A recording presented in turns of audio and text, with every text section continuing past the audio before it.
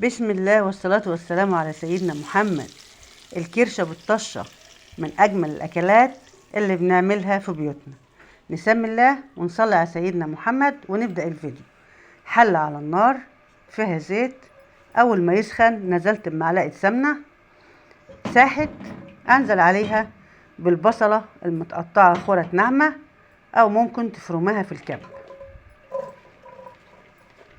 الطبخة دي بتعوز البصل الأحمر علشان يدي لون للتسبيكة بتاعتنا.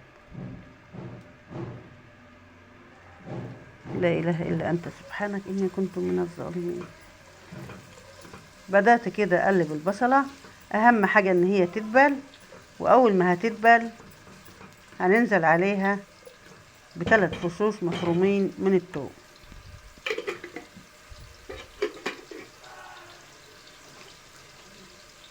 لو وصلت معايا لحد هنا أتمنى منك متابعة القناة والاشتراك وتفعيل الجرس ليوصلك كل جديد، ولايك وشير وتعليق منك بالصلاة على سيدنا محمد. خلاص كده البصلة اتبلت معايا ونزلت ب3 فصوص ثوم مفرومين. هبدأ أقلبهم كويس، وأول ما يوصلوا للون الأصفر اللي هنشوفه مع بعض ده هننزل عليهم بعصير الطماطم. أنا عندي الطماطم متفرزة، طلعتها وضربتها كده في الخلاط مع قرن فلفل أحمر بارد بيديها لون جميل. لو موجودة عندك صلصة هتحطي صلصة. ده اللون اللي احنا عايزينه، بدأ يصفر. انزل كده بعصير الطماطم. استغفرك يا ربي واتوب اليك. قلبت كده عصير الطماطم مع البصلة والثومة، وهنزل بمعلقة كبيرة بابريكا. لو هتحطي صلصة مش هتحتاجي البابريكا، ومعلقة كده سكر علشان الحموضة بتاعة الطماطم. اقلبهم كويس مع بعض وهغطي الصلصة دي واسيبها عشان تتسبك. في الوقت ده انا كنت نقعة الكرشة في مية ودقيق وليمون وملح، وطلعتها كده غسلتها وصفيتها. الصلصة اتسبكت، نزلت بالكرشة كده زي ما انت شايفة وهقلبها فيها.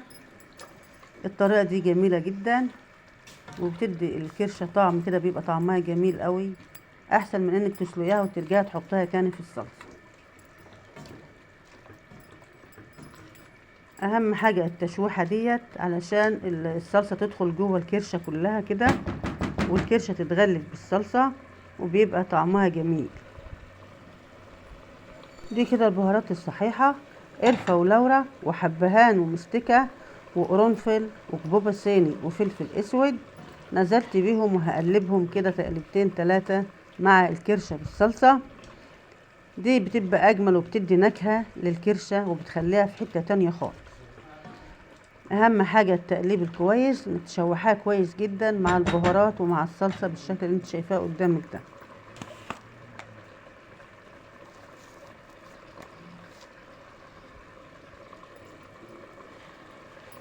معلقة كبيرة كزبرة ناشفة بتدي بقى ريحة تانية خالص للكرشة دي. اقلبهم كده في بعض كويس جدا وهغطي عليها وهسيبها تدخل في السوا. اهم حاجة ان هي تدخل في السوا بتاعها علشان بعد كده هنضيف لها المكون الاخير بتاعنا. هنا كده كان عندي حوالي معلقتين لوبيا مسلوقة، والبطاطس قطعتها صغيرة كده ونزلت بيهم على الكرشة. ممكن لو عندك حمص مسلوق هتنزلي بيه، او لوبيا بس او بطاطس بس. دي بيديها طعم جميل وبتبقى البطاطس بتاعتها طعمها تحفة. معلقة ملح كده اظبط الملح، وهقلبهم تقليبة كويسة واغطي عليهم علشان البطاطس واللوبيا يكملوا سواهم. هي كرشة كده استوت. وهنا كده عملت الطشة بتاعتي بالثوم والكزبرة الناشفة، ونزلت كده ما شاء الله لا قوة الا بالله، الريحة الطشة قلب الدنيا. ودي كانت طبختنا النهاردة. خلصت طبختنا وجهزت غدوتنا. اشوفكم على خير الفيديو الجاي ان شاء الله.